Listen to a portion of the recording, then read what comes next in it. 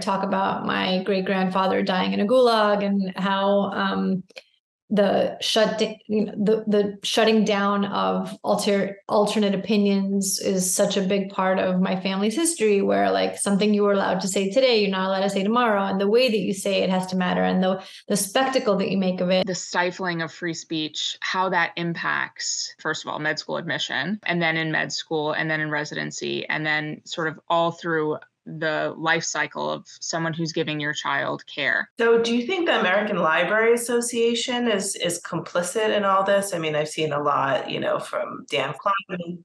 Yeah. Yeah, Bethany's more, just better educated on this, but they are extremely complicit. They're the beginning of a lot of this. I wouldn't even use the word complicit. I would use like activists. Like they are pushing a lot of this stuff. And one of the things that really bothers me about the ALA is in their guidelines, they say we don't discriminate against patrons based on gender, race, and one of the things they don't discriminate based on is age. And so they think that there should be no age stratification in the content that they're offering to children versus adults. He moved from California to Indiana thinking like, oh, I'm escaping, the liberalism and I'm going to be in Indiana and that's it. And then, of course, he found that all the woke nonsense was happening in Indiana just the same, maybe not to the same extent, maybe not as bad, but it was absolutely happening. And he became an activist in Indiana. So, moving is just one part of the equation. In a lot of ways, it's easier for me to be like, well, this is my job. This is what I have to do. Sorry if you're offended. I'm not really sorry. But for everyone else, that's really hard. That's really hard to say, like, I'm against this and I'm sorry if you're offended, but I'm not going to stop saying it. When it's the person in the cubicle next to you who has done this to their kid or who has written a policy or whatever, that's a really difficult position to take. The left starts to realize that they could use kids to make their arguments, and how that has just continues to spread. Every time I see a TikToker, who's hired by the Biden administration to talk about Bidenomics, it's like they literally have decided that using children to make the arguments that they can't make is the best way to go.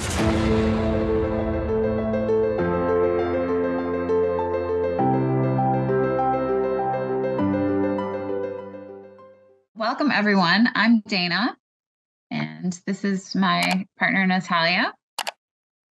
We decided to do a book club. So welcome to our inaugural meeting. We were also really jealous that our kids got all these book assignments. And we were like, well, why do kids have to have all the fun?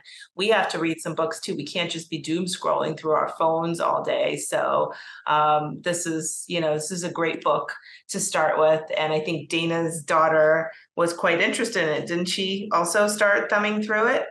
Oh, yeah, she read the whole thing. She would have been here tonight, but she has a soccer game about an hour away. So she's on her way home right now with my husband. And I've been following Bethany and Karol for several years since entering into this crazy advocacy sphere. We thought we were just going to open the schools and be done with it. The masks would fall away. Well, I actually never thought that, but I was hopeful that it was just going to be one battle. And at the time, my friend Mona Davids, who's been like fighting the teachers unions here in New York City for like 20 years, reached out to me. She was kind of like a stranger who had seen my name and was like, let's have a conversation. And when I told her what I was doing, she's like, oh, Natalia, this never ends. You're going down a rabbit hole. This is just the beginning. And I was like, no, we're just going to open the schools and then we're going to just be done. She's like, you'll never be done. And so, now we laugh about this, but Karol was originally, in New York City. And I think we share the same circle of friends, and we're part of a Keep NYC Schools Open group very early on in November 2020, trying to reopen the schools. And I remember reading her columns and realizing that she was from Brooklyn and also a Soviet emigre, a Soviet Jew who came here in the 70s, in the late 70s from the former Soviet Union. And it was the first time I realized that immigrants were going to be playing such a vital part in helping to, remove these crazy restrictions off our children, because I think we were raised, knowing the history of what our parents and grandparents went through, which is something Karol talks about in the book. And so we were extra sensitive to even like the first signs of oppression. And now one of the things that I really appreciated about having co-authors of this book was because there's multiple perspectives. Karol's family, she has children that are in public school, and Bethany homeschools her children. And I think those are all valid educational options for us. Like, we have all sorts of different ways that we can educate our children if we're able to figure it all out. But I appreciated just the perspective that, like, you've been there, Karol, and you've seen it, and you had to make changes, and Bethany did as well. And I think talking about what has happened or what caused your family to leave New York is incredibly insightful and empowering, I think, to other parents. So I would say that, like, I get asked about that, the move to Florida a lot. And I always think, like, oh, people are tired of hearing about it, but I literally get asked about it constantly, by not just like when I go on Fox or something, but I do get asked about it there. But a lot of people email me even now, in 2023, and, I live in these blue areas. I'm thinking of moving to a red one. Like, what do you think? And I give them my honest opinion. I think it worked out amazing for us, but it's not an automatic fix for a lot of reasons. One of the people that we quote in the book, I'm sure I forgot his name, just escapes me, but he moved from California to Indiana. He's like a big activist. I feel like you guys would definitely know him. But he moved from California to Indiana thinking like, oh, I'm escaping, the liberalism, and I'm going to be in Indiana, and that's it. And then, of course, he found that all the woke nonsense was happening in Indiana just the same, maybe not to the same extent, maybe not as bad, but it was absolutely happening. And he became an activist in Indiana. So, moving is just one part of the equation. I always thought that it was pretty brave that you moved down to Florida. As glamorous and beautiful as Florida is, it's very hard personally for me to become an immigrant again, even in my own country. I moved to LA for a couple of years in the 90s because I wanted to work in the film industry, and I still found New York City pulling me back because I just couldn't tolerate another, disruption. So Right. Well, and I loved New York. I mean, I loved it so much, and I never thought about leaving. And I was actually looking at like some old texts recently, Bethany. I was looking for something, and it was like, I wrote to you, like, I can't believe we're thinking about this. And you wrote, I can totally believe it. Like, things had gotten so bad that it was now a plausible thing, but we never, ever, not for 1 second, ever thought about leaving New York until COVID. So we were hoping that you guys would want to read an excerpt from your book. I'll maybe skip some paragraphs as I go, just because, I don't know how long, but I think a lot of the chapters, matter to me. Obviously, we open with a history chapter where I talk about my great grandfather dying in a gulag, and how the shutting down of alternate opinions is such a big part of my family's history, where like something you were allowed to say today, you're not allowed to say tomorrow, and the way that you say it has to matter, and the spectacle that you make of it. And so there's a lot in the book that is important to me. But I've been thinking recently about this chapter where the left starts to realize that they could use kids to make their arguments, and how that has just continues to spread. Every time I see a TikToker, who's hired by the Biden administration to talk about Bidenomics, it's like they literally have decided that using children to make the arguments that they can't make is the best way to go. And I think, and this is the root of it. What happened at Stoneman Douglas High School in Parkland after the shooting is where this idea really came from. So I'm going to start from here. On Valentine's Day, 2018, 19-year-old Nicholas Cruz opened fire on students and staff at Stoneman Douglas High School in Parkland, Florida, killing 17 people. It was the deadliest school shooting in American history. What followed would create a roadmap for activists on how to use children for their political causes, from gun control and climate change to, as discussed in previous chapters, queer theory and remote schooling during COVID. The woke discovered that if they could get children to parrot their ideas and advocate publicly, they would be far more successful. I'm gonna skip a little bit ahead because I think what was, some of the people whose names Emma Gonzalez and some other people. I think that David Hogg, for example, is, very popular on Twitter. I think that they've become full-time activists after this. But the person that I sort of am interested in talking about is Cameron Kasky. And if you remember who that is, he stood up and he asked Rubio a question at a CNN town hall following the shooting. And so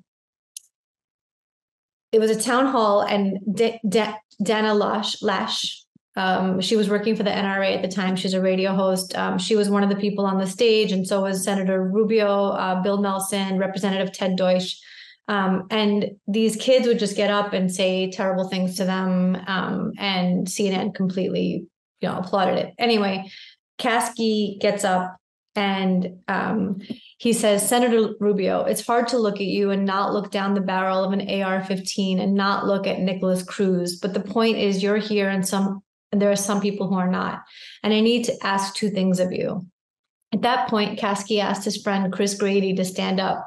Kasky said Grady was joining the military and he needed Senator Rubio to tell him that he was going to live to make it to serve our country. Rubio did that and also assured Kasky that he and his friends would bring about the change they wanted to see. Kasky seemed satisfied with their answer and told the audience it wasn't about red or blue or Democrat or Republican, but about who would agree with them. Kasky then added, "This is about people who are for making a difference to save us and people who are against it and prefer money." The accusation was as if the senator was collecting piles of money in exchange for dead children. It was so deeply childish that even Jake Tapper, the CNN personality hosting the event, seemed uncomfortable. But the optics of a damaged teenager pinning a school shooting on a Republican senator was great for the left, so it continued. "So Senator Rubio," Kasky demanded, "can you tell me right now that you will not accept a single donation from the National Rifle Association?" The crowd went wild. It had hit all the notes. He had compared Rubio to the actual school shooter, pretended that the issue of gun control wasn't partisan, but simply right and wrong, and finally pushed a policy solution that would not do anything, since support for the Second Amendment does not begin or end with the NRA and their donations. And then I want to just skip to one last paragraph, which is 7 months after confronting Senator Rubio on the town hall stage, Cameron Kasky apologized and admitted he regretted what he had said and did. On the Benson and Harf Fox News radio show, Kasky said, "But looking back on that, I'm not going to kick myself for it because I'm 17, despite the fact that I thought I did at the time. I don't know everything. But I look back on that and I say, you know what? There were people who were just been buried. And when you're looking at somebody that you might find in some way to have been complicit in this murder, obtaining the weapon, it's hard not to say something like that. But I went into that wanting less conversation and more to embarrass Rubio. And that was my biggest flaw. My whole message is I was propped up as an expert. The whole message was these kids are the real experts. Look, I have some very intelligent friends, some friends who can intellectually run circles around me, but I'm not the expert in pretty much anything." Kasky was a kid on that stage, but he was given adult responsibility and authority. Not surprisingly, that didn't end well. His contrition is very admirable, but the lesson was clear. Kids aren't supposed to be activists. They shouldn't be used to make arguments on behalf of adult leftists. Let the kids be kids. That's powerful. I see that in our kids' schools all the time, that their peers are the ones that are parroting what they've been told. Yeah. And it's effective. But they don't know, they can't defend it. Like you said, they're children and they're parroting a script. Just it's spreading. Those kids at Parkland were used as the inspiration for Greta. It was an adult activist who told her, "Look what these kids are doing in Florida. You can do the same on climate change." And that's how she became a sensation. I feel like I've talked enough. Bethany, say something. I finally don't have kids asking me if they can have cookies in the background. So, do you want me to read my preferred passage? This is like probably, if I'm gonna have like play favorites among my chapters, this was my favorite chapter in a lot of ways. And Karol and I talk about this in the conclusion, and my argument was pull your kids out, like go Galt. And Karol basically said, like, you can exist in this world. And I think that was a huge strength of our book, was that we came from those two sort of conclusion perspectives. But on the woke medicine chapter, There is no escape. No, so many people have told me since this book came out, we live in XYZ and we and we're fine. We homeschooled it, like, and you're not fine. And a lot of the scary parts about what is going on are what I love to quote Donald Rumsfeld, the unknown unknowns, the things that we just will never know, how this has impacted pediatric care. And so I open with how the AAP blatantly lied about the importance of FaceTime and the impact of masks. So it doesn't harm your children. There have never been any studies that prove that. There have never been any studies. That's how you can say that. But then I went on to talk about how all of the stifling of free speech, how that impacts medical admission, first of all, med school admission, and then in med school, and then in residency, and then sort of all through the life cycle of someone who's giving your child care. And so I talked to a lot of pediatricians since this book was written, but for the book, and almost every single one of them mentioned the threat of losing their medical license for spreading misinformation. And that was something that that was inspired by COVID. They felt empowered to threaten medical licensing if you didn't parrot the appropriate line on masks, on vaccines. And then that expanded after COVID, of course, because it was just like they realized they could do it. And so I wrote a piece for The Spectator when Dobbs fell down and Roe was out the door, and OBGYN medical associations made the same threat against OBs. They said, if you don't support reproductive freedom and rights, then your medical license is threatened also. But I wanted to here, hold on. I'm paraphrasing a little bit and throwing things in. But I think the most powerful thing that the conversation I had with a pediatrician who I named Alexandra, who wouldn't even communicate with me on the phone, let alone in writing. Like, she would only talk to me in person, and I had to tape our conversation on a voice note. So she was talking about how COVID recommendations had to be strictly followed.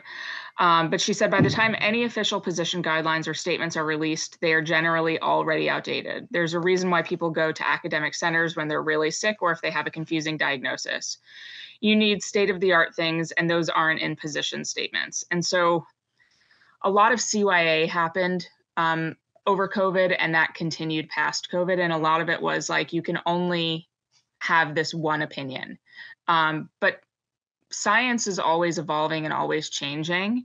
And when doctors and hospitals had to stick to the official line and never deviate from it, that impacted patient care. But the part that I think was the most powerful was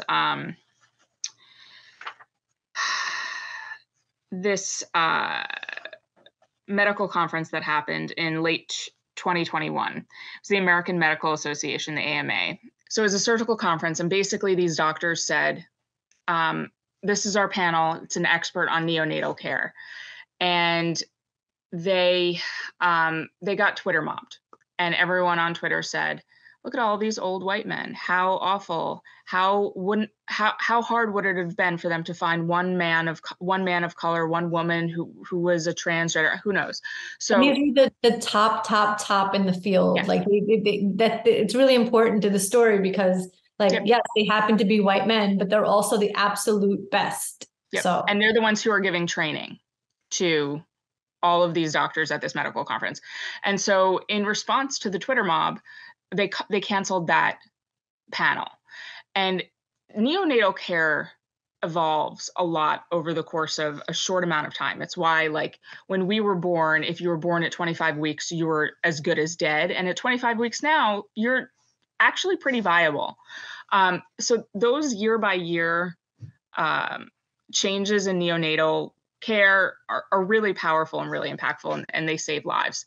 And this conference decided to cancel this panel. And so that did two things.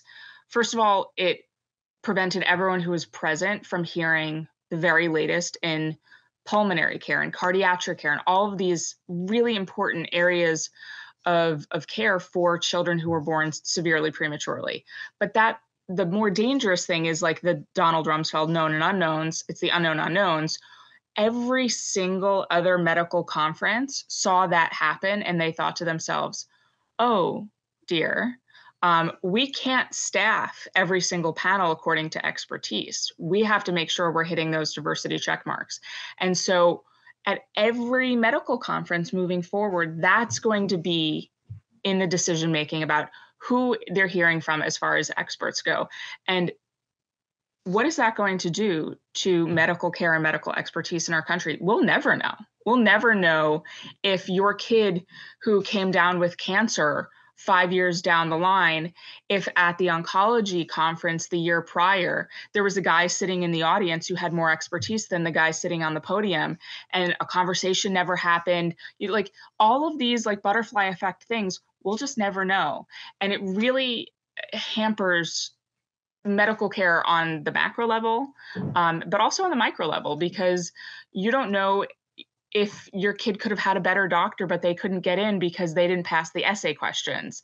One of the longest chunks of quotes that I was allowed to have in this chapter was quotations from the second stage of medical school questionnaires. And you had to answer all of these questions from state schools to elite schools about, like, how will you advance justice in your medical practice? And so, who's not getting into medical school, and who's not even applying, who's seeing those questions and saying, screw this, I don't need this crap. I'm just gonna be a banker. And, like, not that you can't escape the scrap when you're a banker. You can't escape it anywhere. That's, joke's on you. But yeah, I mean, we'll never know how all of this stuff impacts our society and our individual kids. Do you think we've reached the tipping point? Do you think that we're pulling back now, or are we still pushing forward? I don't. There was a review of our book in Commentary magazine that Naomi Schaefer Riley wrote, and she kind of, I felt like, was cheerful towards the end and said, like, kids are already making fun of all this stuff. I personally, I don't see kids making fun of this stuff. Karol, you're muted.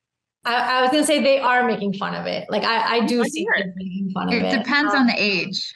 Yeah, I don't know. My 13-year-old is very eye-rolly about the whole thing. So is my 10-year-old, actually. It's you, though. But so are their friends, even the ones who, like, have liberal parents. Like, it's become, and even my liberal friends are a little bit like, am I going to get canceled for saying this? Like, they get that this has gone too far. The question is whether anybody's going to fight back, or maybe mockery will be enough. I don't know. I'm a little bit more optimistic than you. I mean, that very well might be because I live in Florida now. It's a lot better. But I do see that the pendulum has to swing. I don't think we're there, and I think it's going to be a little while before we are, but I think we're headed in the right direction. And, like, just look what's happened on the whole porn in libraries. Like, the people have found a way to fight that battle in such a clever, interesting way. Like, okay, I'm going to get up and read from this book that's in your child's library. Oh, you have a problem with that? But why? Why would you have a problem with that? Well, like, my kindergartner could take it out, but I can't read it on the news. It's brilliant. And so many things like that, so many smart battles are being fought. I just, the concern for me is, I think people always expect to fight the battles that have already been fought. Like, so COVID I think the next time they try to lock us down, everybody's going to be ready to say no. But it won't be like that. It'll be different. And we have to prepare for that. We have to prepare to take the lessons that we got from COVID and from other things, other issues around COVID in like the last 3 years, and be ready to spot them in new ways.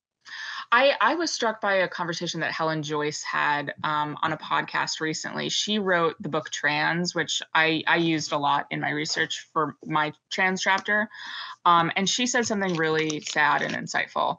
A lot of this stuff isn't going to go away as easily as we'd hope, because in every office, everywhere, there's one individual who has decided to trans their kid. And no one in that office now feels comfortable speaking freely about what they think about this stuff, because they're saying Sally irrevocably mutilated her child and destroyed her child's life. And if you're talking about the transgender stuff, you're really talking about Sally's kid and Sally's choices and what she did to her kid, to medicalize that kid, to mutilate that kid, to sterilize that kid. And so open and honest conversations on a community level, on an individual level, are really, really difficult. And I mean, I have that in my personal life. And it's like being outspoken on this issue has like destroyed some actually really important relationships.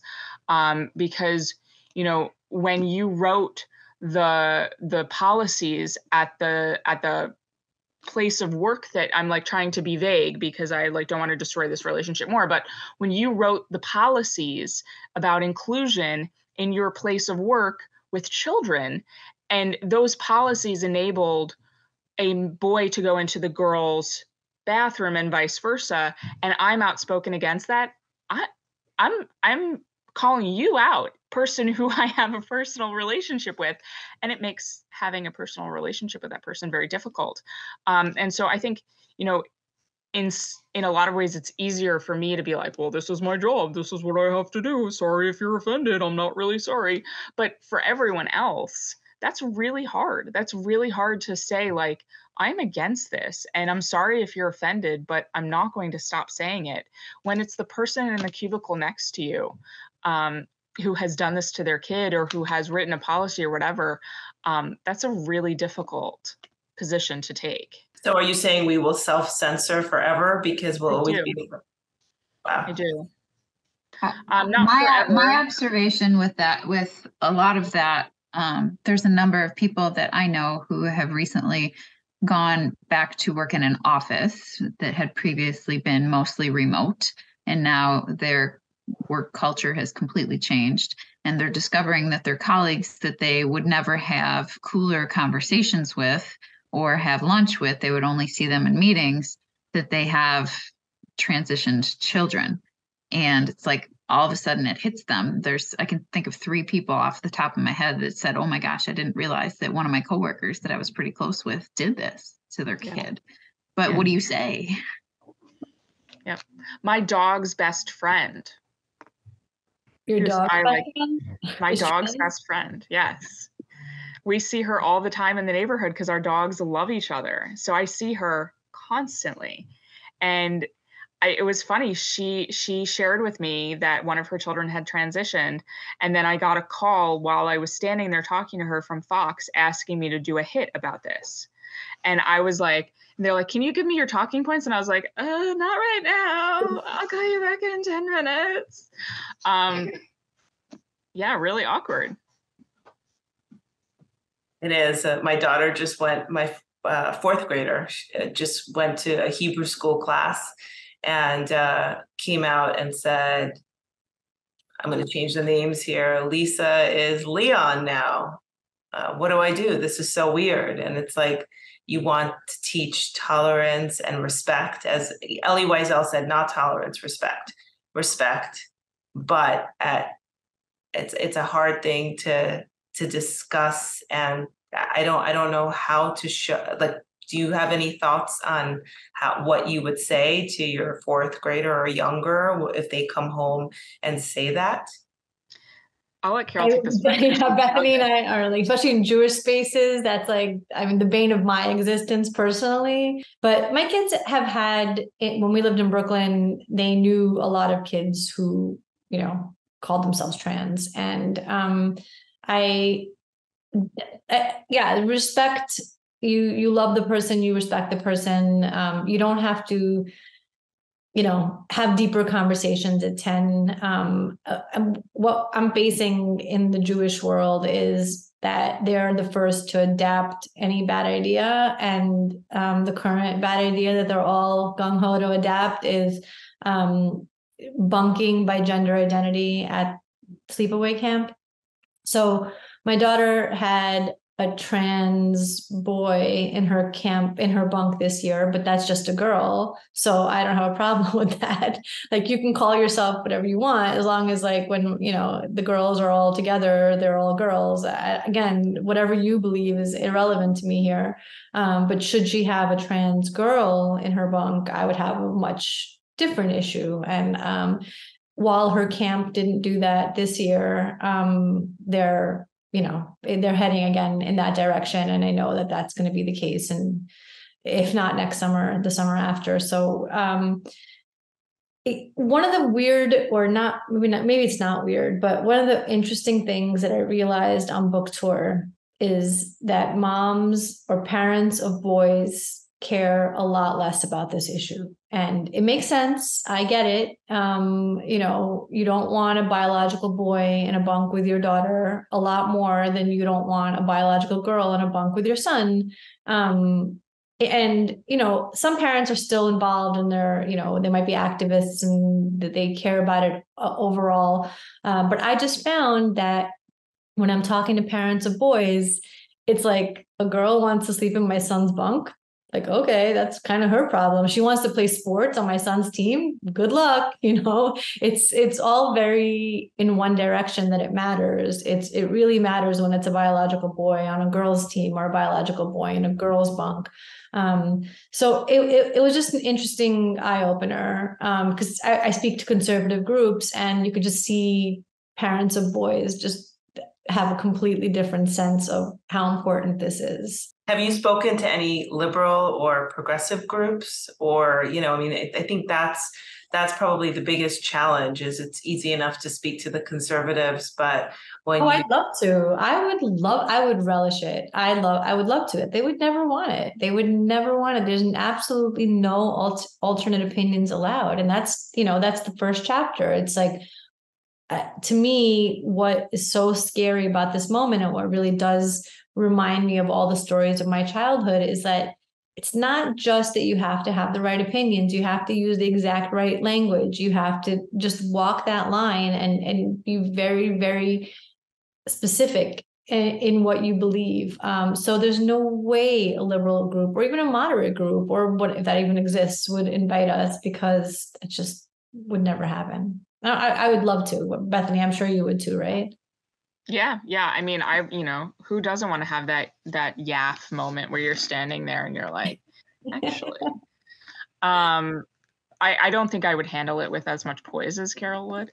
I literally would love it. I would be smiling like this the whole time. I know. You'd be very good at it. So have you had any progressives or, you know, even liberal friends reach out to either of you, or, you know, just people who've read your book where you're like, wow, you know, I've really spoken to these people I didn't think I'd be able to get through?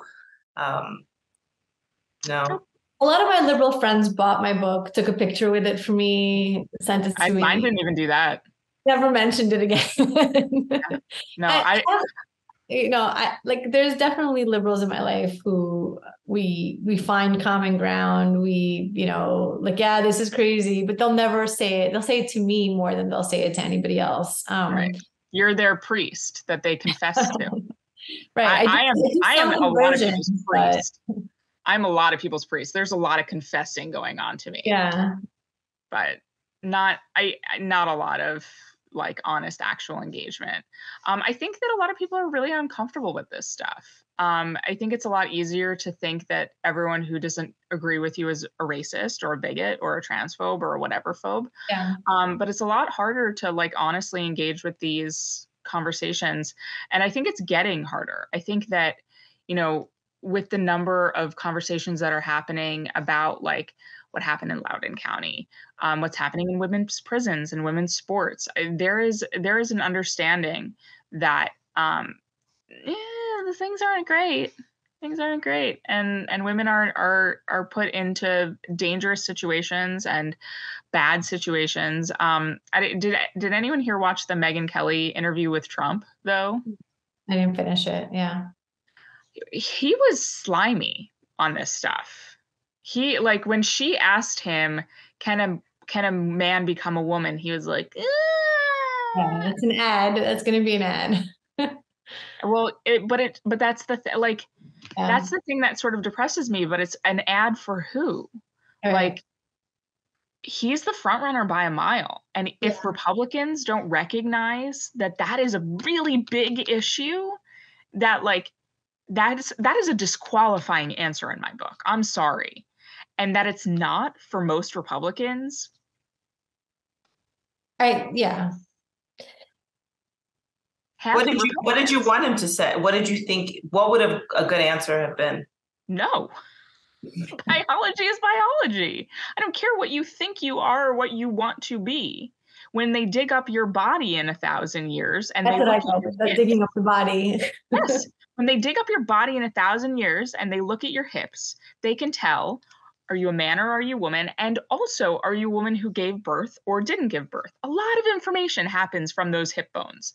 And feelings are not imprinted on those bones. And they're not part of your DNA. Feelings are feelings, and facts don't care about your feelings. Dana, do you want to ask some of your questions that you and your kids had? Actually, one of the things that you had mentioned recently, I had read, I think it was on your Substack, Bethany, was some changes and recommendations of places to find appropriate media for your children. And yes, I know in the book you mentioned Common Sense Media, and that was really my go-to site for years and years, because I felt that the level of detail that they gave on like movie reviews and things were really like overkill, but I mean, it was helpful.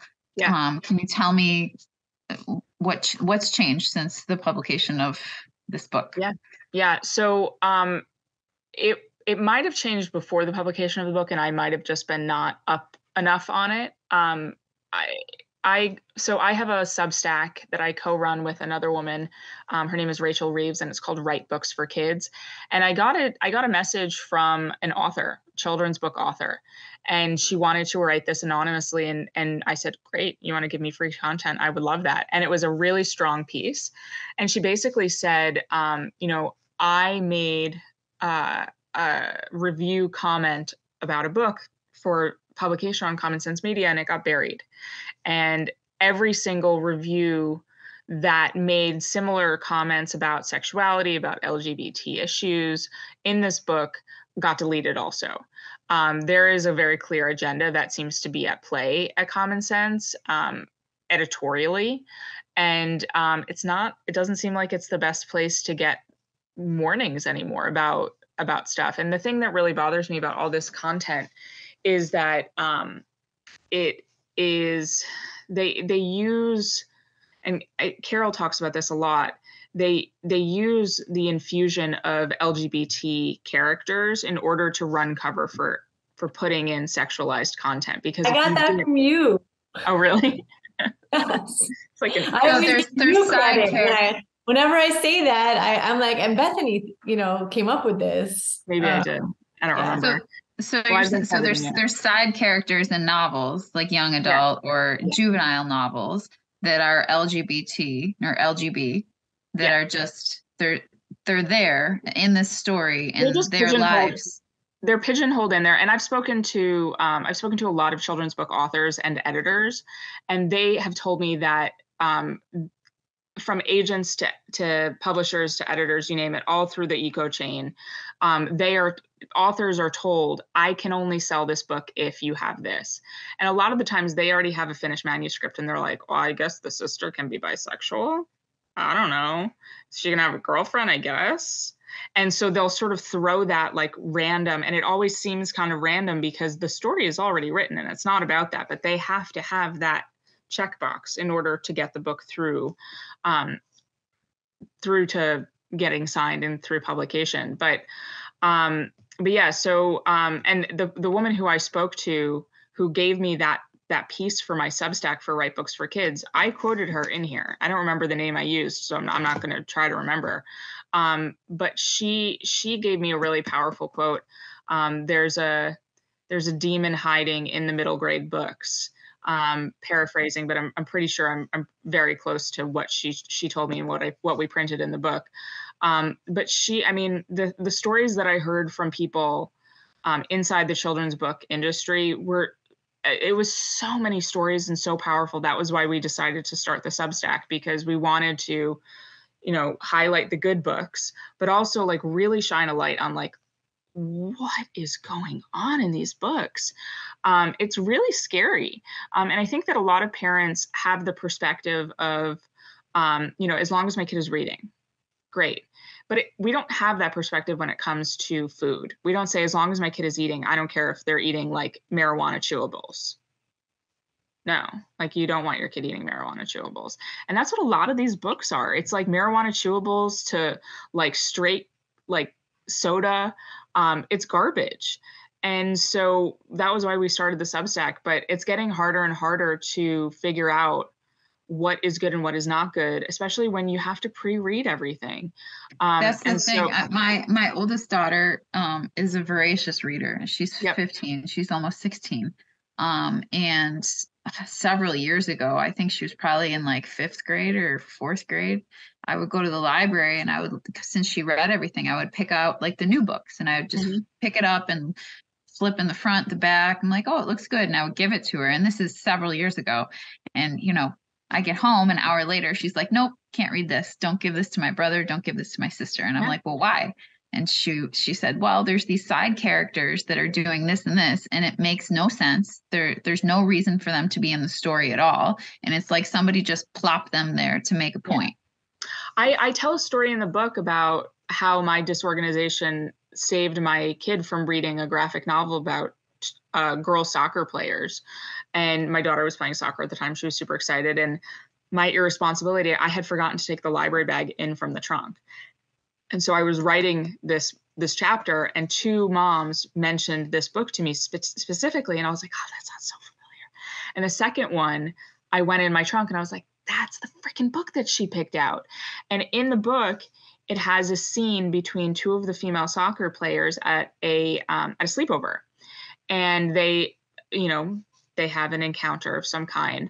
And something that really bothers me about all of this messaging is for someone with some degree of expertise in childhood sexual abuse. I'm like, so right now you're telling girls that they can have a sexual encounter at a sleepover. Do you know the number 1 place where children are sexually abused, other than with family members? It's at sleepovers. And you've now normalized a sexual experience at a sleepover because you want to send a pro-LGBT message. But along with that message, now you are normalizing sexual encounters at sleepovers. And that's not great. And just like it's not great to tell kids that they should keep secrets about sex from their parents. But that's what's happening.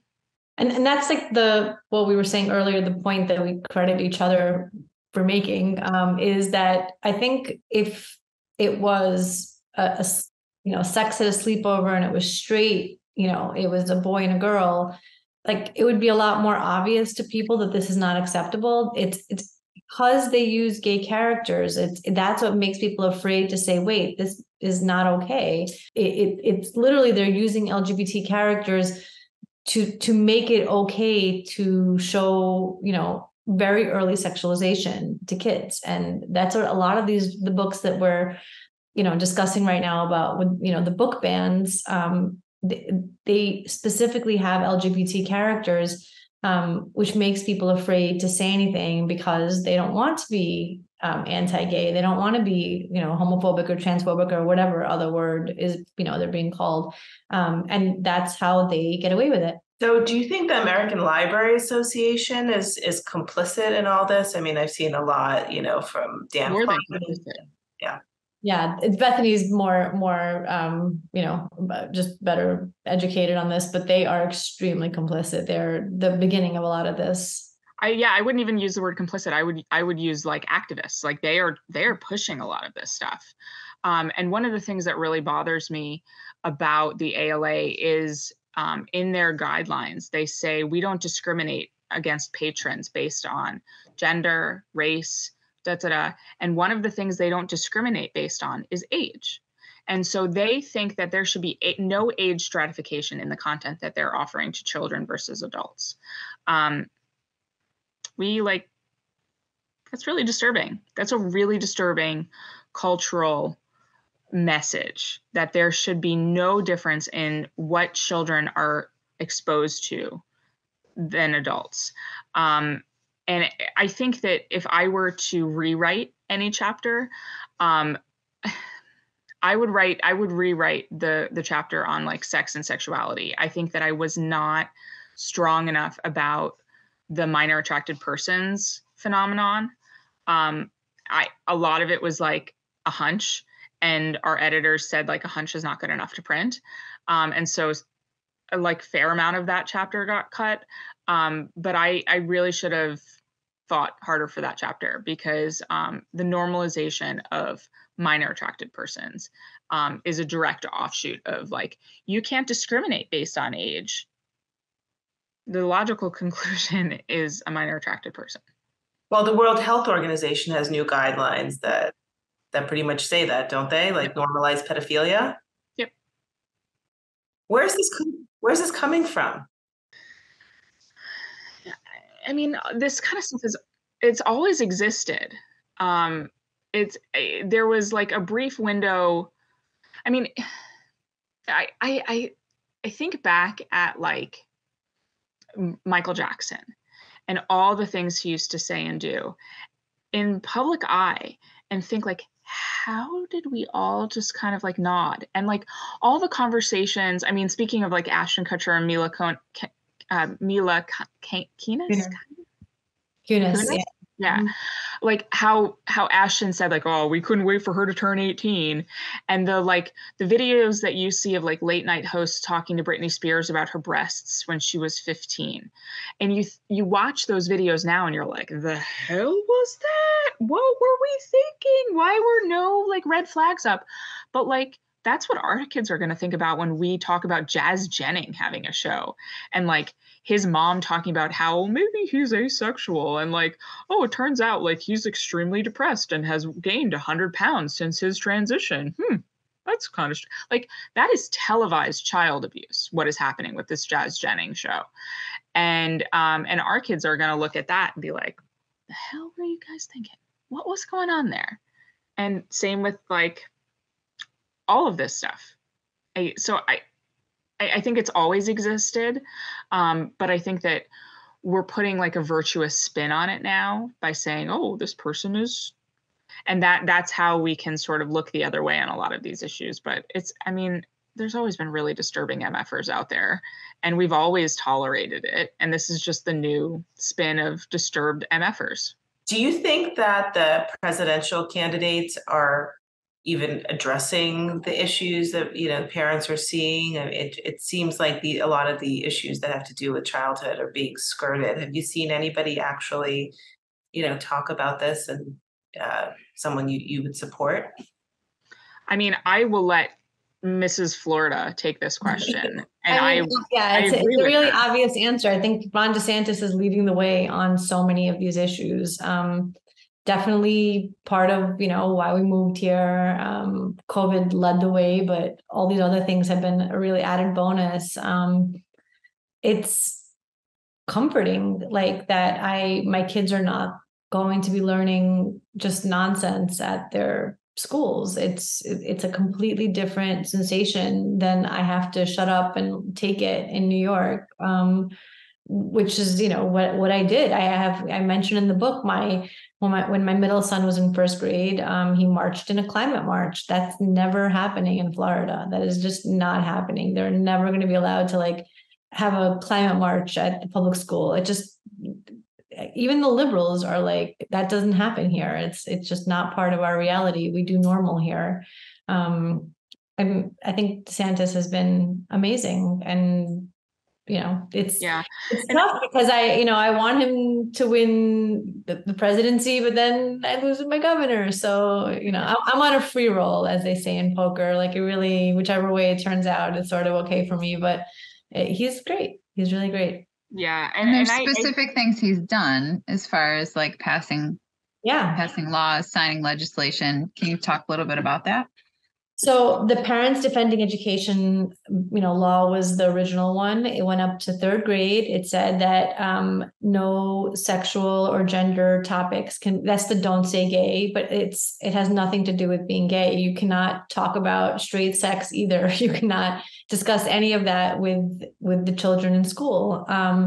And so that was the beginning. And so at first it went up to third grade. Now it goes up to eighth, which I have to tell you, the biggest complaint against that bill, against that law, was why only till third grade? Why does my fourth grader then need to have a gender conversation? So it goes up to eighth now. There's just like the school library, the books thing that, I hadn't heard about it before. DeSantis made it an issue. He was like, we're getting these books out of the school libraries.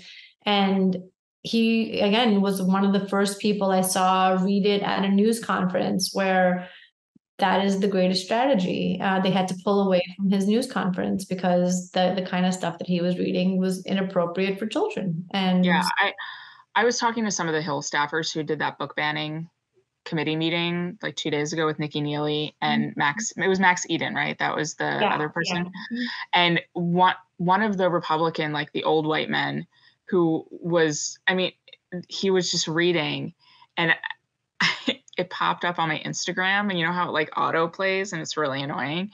And it auto plays this like old as the sun white guy reading. Not Kennedy? Was it Senator Kennedy? I don't know. I flipped past it so fast, and I didn't find it again because I was sitting next to my kid, and this like Republican, I don't even know who he was. It's like, and he put his da-da-da in my mouth, and I was like, and scroll. But that is really powerful. And that's what they were. That's what they. And then the other thing is, in Florida, obviously, vouchers is part of the conversation. But I have to say, he passed this amazing voucher plan where every single Floridian could take $8,000 out of, if they switch out of the public school system, they can use $8,000 towards private school or towards anything. Homeschoolers, by the way, Bethany, are included in that. I know. People are buying Disney tickets with that thing. Yeah. No, you really can't. That's not part. That was people skirting the laws, I know, I saw, but so that's amazing. But the thing is, I keep talking to Floridian parents, and they're like, no, I like my public school. That's crazy. Like, they're like, here's free money. And they're like, no, we like our public school. And that's how different things are here. It isn't like, I only have New York to compare it to, but it's not anything like what I was used to. I'm multiplying 8,000 times 6 right now. $48,000. That's a lot of money. I think that's worth it. Also, the private schools here in New York are pretty captured. Right. We're not getting anything different. Yeah. In fact, maybe it's worse. Although I've spoken to a couple of people who are like, well, just in name only, they're still getting pretty strong academics. They're just kind of, it's all like fluff, which, I don't know if that's true or not, but. Yeah, I always say about that is every minute spent on that fluff is a minute not spent on reading and math. There's just no way. There's not enough hours in the day. They can only do so much. I don't know. Like, I don't know how many of you are New Yorkers, but my daughter went to Nest plus M on the Lower East Side. It's one of the 5 gifted and talented, but that's all great. And the academics was amazing. But what I really loved about it was like an immigrant parent body. And so, for example, when the climate march happened, like all the, Asian parents were like, during school, no, like after school, do whatever you want, but during Right. school is for school. And I was just like, my people. There was a really good New York Post piece right at the beginning of school where somebody said, my kid has already learned XYZ, but they still haven't gotten to like Columbus. Right. Like did you see this piece? It was so good. And it was like all of the things my kids learned about like 1500s, the founding of America. And it was like a list of all of the stuff. And they're like, still haven't mentioned Columbus yet. We'll get there, I'm sure. Bet we'll get there. Hold my breath. But I mean, yeah, like all of this stuff takes away. I mean, it's also, it's not just it takes away, which this is how I know that we've done this so many times. Karol, I knew you were going to say that 1 minute thing. But it's also, it's de-educating children on history, on like literature. One of the things that really, really disturbs me is watching people say, well, instead of reading this book, read this book. And it's like, instead of reading Huck Finn, we're like, admittedly, the N-word is prevalent. Saying that as someone who read that thing aloud recently, I was like, I am deeply uncomfortable with how many times this word is used. I feel like it could have been fewer. But instead of reading Mark Twain, you're reading this instead. I'm like, no, don't take Mark Twain out of circulation. And what's been really interesting and something that I've been working on as like a side project is how this narrative has actually also captured the homeschool community. There are homeschool influencers and homeschool professional associations and curriculums who have been captured by this stuff too. Like there is truly no safe space. I had no idea about the homeschoolers. Go ahead, Yasmina. Hi. Sorry, I didn't want to just jump in. First, I just want to say, Karol, you are such a hero of mine. I discovered you during the pandemic, and I remember forwarding one of your columns to my school principal. I feel like it was April of 2020. Of course, I didn't get a response, but I wanted him to understand how the screen time just seemed so overwhelmingly chaotic. It seemed like nonstop headlines, and we weren't able to dive in. And I'm rambling a bit, but I just wanted to say, it's more of an observation, like how much of screens are actually exposing the issues, but also feeding into them. I wonder about that a lot because, having been separated from in person for a few years and only really this year finally becoming in person, I found myself less angry in person and more able to have a dialogue with people that I don't agree with. My son just started high school, and during the orientation, pronouns came up, and I found myself called to just be very honest about it, but in a non-confrontational, I hope it wasn't confrontational, non-confrontational way that I felt satisfied my urge to communicate my displeasure with what was going on without offending anyone, which I don't. Well, the principal who's been there for 20 years, so he's gone through quite a bit. It's a very good school.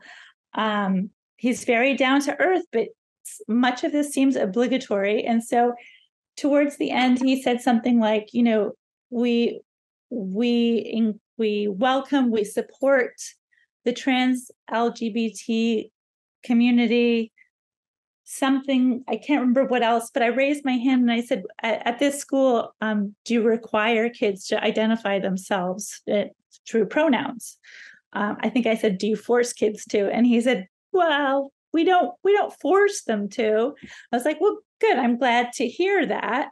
And he said, but, the whole use of pronouns came up last year because the kids brought it up, which kind of comes full circle to what you were saying at the beginning, which is like kids are in one way, they're like used to like show they're leading the revolution, but who's feeding them this information for this revolution? So right away I was like kind of defensive, like, oh, I don't want to go against the kids, but yeah. I have to say, I've made this prediction before, but in our lifetime, it will become anti-trans to have to say your pronouns. And also in our lifetime, the word trans will become anti-trans. Jargon has to change. We talk about it in the book. I quote my favorite article by Michael Malice, where he says, jargon is how they know who's in the in group and who's in the out group, because it really makes no difference, right? The words that keep changing, colored person, no, person of color, yes. Like it makes no difference, but you know who belongs by who's using the latest terminology. And so I think that the idea that somebody is trans will become anti-trans, and the idea that you have to tell people your pronouns upon introduction will be seen as something anti-trans and a way to force people to, take a gender side, just something like that. It's because it's unsustainable, and I think that's also to do, it's another interesting way that screens facilitate but expose in real life. Using pronouns consistently is really unsustainable. And I've seen the most active vocal activists slip into she and he because it's so hard to keep up a facade. Right. So real life can be powerful. I'm hopeful for it. I wonder how you guys feel about screens playing into what's going on.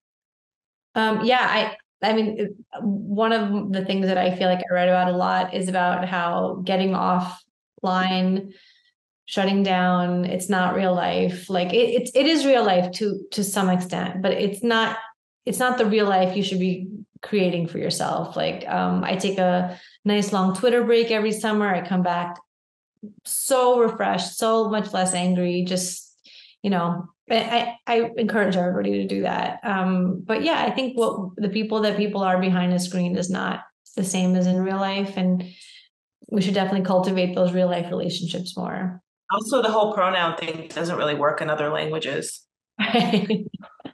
No, it just doesn't have staying power. I mean, try Spanish, Italian, just forget it. I don't know how they're getting through. It kind of already feels dated. I just got a business card at my vet's office and it was like she, her. And I was like, I know, like, it was kind of, yeah. So anyway, Dana, do you want to take over and ask some of the questions we've gotten from our audience? Yeah, we had a couple questions that people had submitted that they wanted your take on. And one of them was, what have you found to be, or what have you seen to be the most effective way to engage and activate parents? Unfortunately, I mean, my answer is that as soon as somebody's child is directly affected, that's when they get involved. It's sad but true, and that's that's what my comment about parents of boys like not caring as much about trans issues. It is like that's not the only example. There's a lot of other examples where people just don't feel like they need to get involved unless their own kid is specifically. Another reason why the merit conversation, the fact that there's this war on merit happening. I mean, most kids by definition are average, and it's, if you don't have a high achieving kid, you don't really care that much about a merit scholarship being stolen from children because they're the wrong race or, any of this stuff that's going on. So it's hard to make people care. I don't know, that's been a revelation for me. Bethany, what do you think? I mean, I've seen folks have success when they've it's a strategy that like pro-life people use a lot. Like they show the pictures of like aborted fetuses. The equivalent to that here is like reading out of these books. Like when a local friend of mine had told fellow parents, like, there's this, and this is at a private school, he said, like, they're introducing a curriculum that I'm really uncomfortable with. Are you familiar with it? And everyone was like, I trust the school. I'm sure it's fine, whatever. And he was like, okay, I'm going to change strategy. And then he came back and was like, here's a video they're showing them. And when he showed them the video, they were all like, whoa. And that was how he went from like being the right-wing Karen to every single person in his kids' class saying like, we need to talk to the principal, and this we'll pull our kids out before we let them watch this video about masturbation in 3rd grade, 4th grade. I think that goes along with the next question that someone had submitted. They asked, how can one be engaged and speak out without being canceled or having their children negatively impacted at their school? So I get this a lot. And my best answer is to, if you're cowardly, I'm just gonna like be really blunt. If you're too cowardly to risk that, the number of people who send me things anonymously, like that's an avenue that a lot of people should use. That was how a lot of the masking stories came out in Montgomery County, was because, and not just in Montgomery County, a parent sent me stuff from Delaware, also from a Catholic school in Delaware. People just sent stuff anonymously to people like Karol and Karol and I will be the ones that get canceled. But we're pretty uncancelable because no, for real, conservatives are just not like, it's not part of the game. So, but I don't know. I used to be warmer towards people who were like, I don't know, I'm afraid. Now, like, it's your kid. Like, that's it. That's where the bluntness came. I was like, well, if you're too fucking cowardly, then. So, and especially during COVID, I thought that so many people were so cowardly and not speaking up. And, I've told this story before, but like I'd have people in my DMs saying, oh, I agree with you, but I really can't speak up. And, famous people. And I got to where Brian Stelter. Right. I don't care.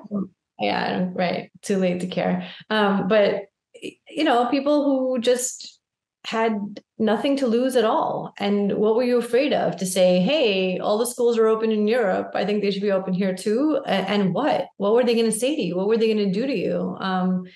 You risk nothing and you're helping other people. For Bethany homeschools, but I know that the impression is, the people who wanted schools to open, like, didn't want to be around their kids, but my kids being home was the best part of the pandemic. Like, I loved them being home. I loved being on the couch, all cozy with them. We're all doing our own thing. It was great, but I knew it was damaging to them. And I knew that what I can give my kids, which is still requiring, let's say, some tutoring, 2 years later, is not what everybody can give their kids. I grew up poor in Brooklyn. I did not have every opportunity. And I know those kids don't eat. I know a lot of kids who don't either. And so I had to speak out for them. And getting canceled is like, it's worth it. It's really worth it. And again, if you end up being called a crazy right winger or whatever, like, lean into it, just because then you become uncancelable. Yeah, and also if you stay consistent, I found that we had like a Zeldin rally outside of our elementary school, and I was like, well, should I be there? Shouldn't I be there? And I said, no, I'm going to be there. I think it's fine. Like, we're in a free country. I'm at a rally. And then, I had friends who reached out to me afterwards because I had written an op-ed in the New York Post on Zeldin. I said, I'm a Democrat and I support Zeldin. And they were like, well, we're progressives, but you saying that made us feel like we could, speak out too. So you never know who you're impacting. So being outspoken and not self-censoring is helping other people do the same. And the other thing is, we were talking about screens. And if you talk to people in real life, you don't necessarily need to show them that graphic video or read that graphic book, but even just having a relatable conversation, they see that you're normal and that you're concerned about everyone's children, and, slowly easing them into, hey, did you know that this was happening? I think you find more agreement than disagreement. Right. Have you ever heard of the term in education? I've heard it buzzing around the past few years about changing what curriculum and what literature is offered to provide mirrors and windows. Right. So a mirror, it reflects back what you look like or your situation, and a window, like you get to see what somebody else's is, be that like race, family makeup, those sorts of things. That's one of the questions that someone had submitted about what literature is being offered to children, particularly the push for additional LGBTQ literature in younger and younger ages. And the person asked, as someone who wants to support and model traditional family values, I wonder if it's even okay for me to say to the kids raised by LGBTQ parents that we aren't sure that type of family should be represented in the curriculum or in books that shows that that's available to kids at young ages. What are your thoughts on that? I mean, a lot of these books have an ideological end goal. Like, they're misunderstanding the point of reading literature. The point to them is to tell a child how to think, what to think. What to think. And that's not, the windows and mirrors is not the point. And I think that it has a place in children's literature for kids to see like who they can be, or like give them aspirational goals. But the windows and mirror, I've had it explained to me a lot in this working group of other homeschool moms who were like putting out a statement of sort of what's happening in the homeschool world. And this windows and mirrors ideology has really captured the zeitgeist in the homeschool mom world recently. And if you think about like the best pieces of literature, like Alice in Wonderland, there's no freaking mirrors and windows in that. Like Alice Carroll is like cracked out of his mind. And you don't see yourself in it. It's just like, it's a fantasy story. The same with the Odyssey. Like there is no windows and mirrors. The point, we have a very fundamental disagreement on what is the point of reading a book. And to them, it's to further an ideological aim. And for me, it's like, I want to read a good story, and I don't care if I can see myself riding on the Iliad in the process. And that windows and mirrors thing is how there was this really disturbing story of I think it was a school library that had taken every book written after like 2000 off the shelves, something like that. And it's because of this stuff. 2000? Every book written before, I think, the year 2000, they just took off the shelves. And it's this erasure of children's literature, and not just the erasure, but also the alteration of children's literature has been not just children, all literature, Agatha Christie, Roald Dahl, R.L. Stein, Goosebumps, surprising hero in a lot of this. He spoke out because he's like one of the ones who like wasn't dead yet. And he was like, I'm sorry, you can't be altering Goosebumps. They're sacred canon. But like one of the things that really disturbed me was the Dr. Seuss Industries. These folks have no relationship to Dr. Seuss. And they own all the copyrights, they own the legacy. And so they decided to voluntarily pull 5 of his books out of circulation. And like, If I Saw It on Mulberry Street was one of them. Amazing book. And they're pulling it off because of like, I did a Fox hit the other day where I brought one of those books in, and I was talking to the anchor, John Roberts, and I said they pulled this out of circulation because of an illustration. And he said, which illustration? I'm like, I'm genuinely not really sure. This is my best guess. And I showed him the illustration. It's like a man in a turban with like wispy mustache. And I'm like, this is my best guess, this man with the turban. And they've just, if you want to talk about book banning, those 5 Dr. Seuss, maybe it's 9 Dr. Seuss books. I own 5 of them, but these Dr. Seuss books are gone. They're disappeared. You can't get them on Amazon. You can't get them in the library. You can't get them off of used book sites, any of them, not Abe Books, nothing, half price books, no warehouses, nothing. I happened to see one of them at my local library, like Friends of the Library bookstore, and I bought it for $25. And the librarian was like, and I was like, yes, I know. That's why I'm spending $25. I know what this is. And you cannot get that book again. So I don't know how I got started rambling about that. Oh, the windows and mirrors. But anyway, like, as if you see yourself in a Dr. Seuss story about Mulberry Street, by the way. Like, I had lots of questions. I guess something that I keep thinking about is the role that immigrants are playing. The immigrants and the religious communities are playing in trying to roll some of these societal changes back and restore like some sort of normalcy. Are you guys seeing the same thing? And is there a way for parents to kind of harness that power or connect with organizations? Or is there a list of organizations that you've been really impressed with? Can you speak about that? I haven't seen a ton of organization in terms of getting lists or anything like that.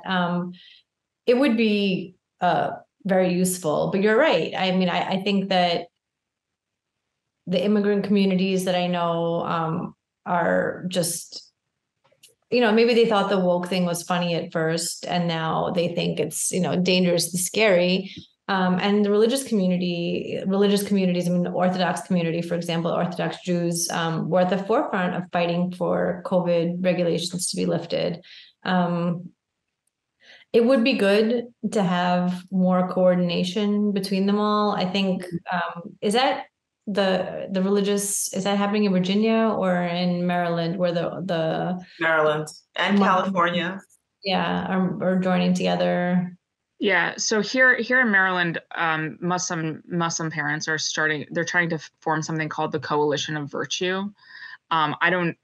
We'll see how successful they are. I'm friendly with them because I wrote about it for the Free Press, but they're protesting what's happening. The school district here has made LGBTQ books mandatory, and they've removed the ability for parents to opt out based on anything.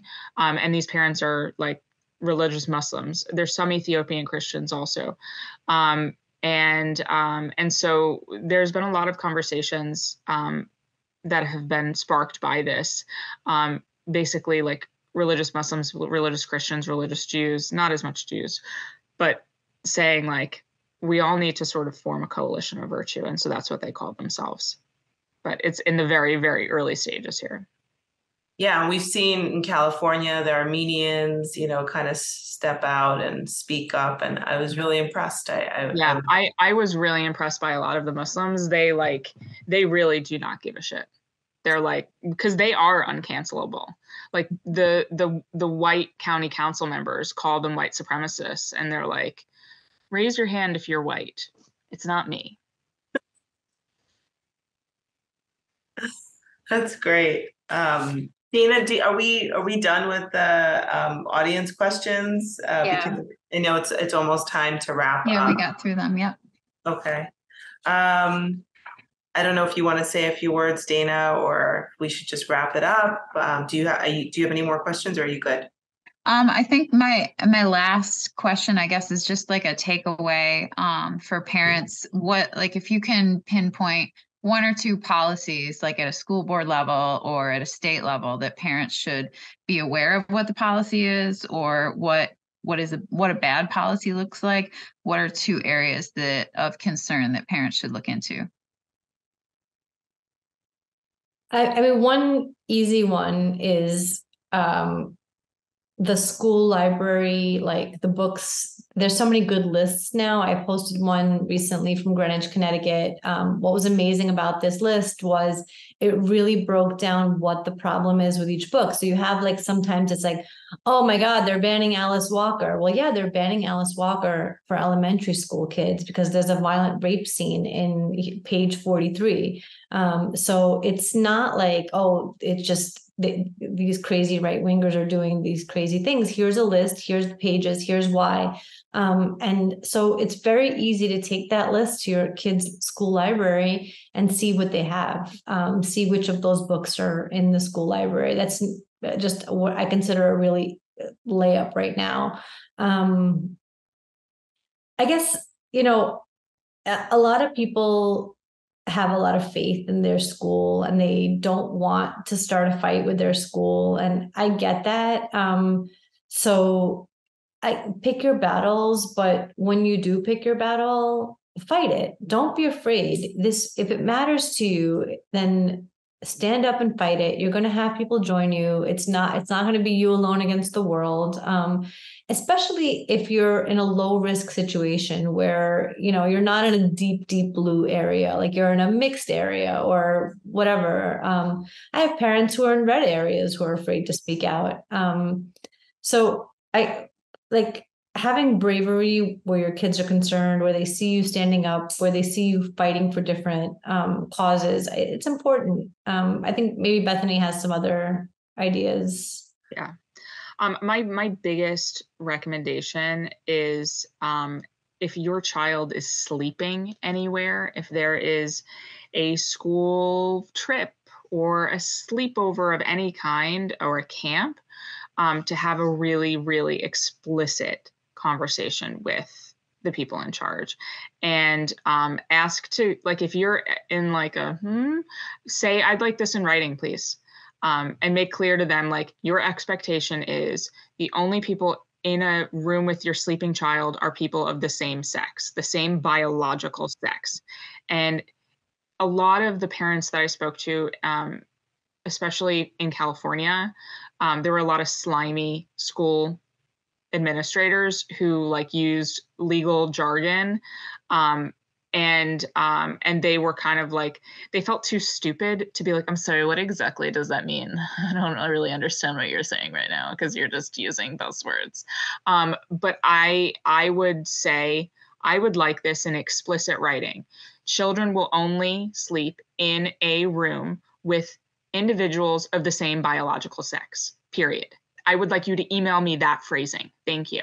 And if that's not what happens, I have a lawyer in my family who will be talking to your lawyers, because lawyers are, villains in a lot of ways, but like the threat of a lawsuit is really, I think, what's going to turn the tide on a lot of this stuff. The lawsuits that a lot of the folks who were mutilated by their doctors are filing, I think, are really, really important.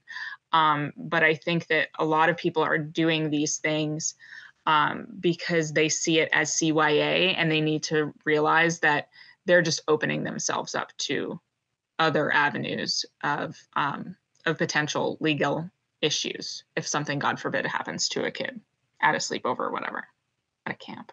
Of other liabilities, yeah. Yeah. Yeah. Well, thank you guys so much for coming. We really appreciate it. I think it's amazing that I could read a book and talk to the authors like this. So we're really grateful for your work and for spending time with us tonight. And we just wanted to let everybody know that our next event will be Thursday, September 28th with James Fishback of Incubate Debate on the importance of free speech in high school debate. And our next book that we're planning on reading is Steve Templeton's Fear of a Microbial Planet. And we'll figure out a date on that in late October. And we hope that you can join us for that as well. Natalia? And as you guys know, we're just a small nonprofit. We started just about, under 2 years ago. And we appreciate all your support. If you could follow us on social media and subscribe to our YouTube channel. We're working on a documentary on the school closures. It's called 15 Days. We've been shooting for about 1.5 years. It's nearly done. Now it's kind of in the editing stage, which is probably the longest period and most intensive. It's easy enough to interview people, but then to actually weave it into this tapestry that people are going to want to watch. So if you feel like supporting us or would like to share Restore Childhood with anyone who, might want to support our work, we'd be really indebted. We're a 501c3, and you can find all the information at restorechildhood.com. And thanks so much for joining us. This was really fun. Thanks, Karol and Bethany, too. Thank you. And buy their book if you haven't already.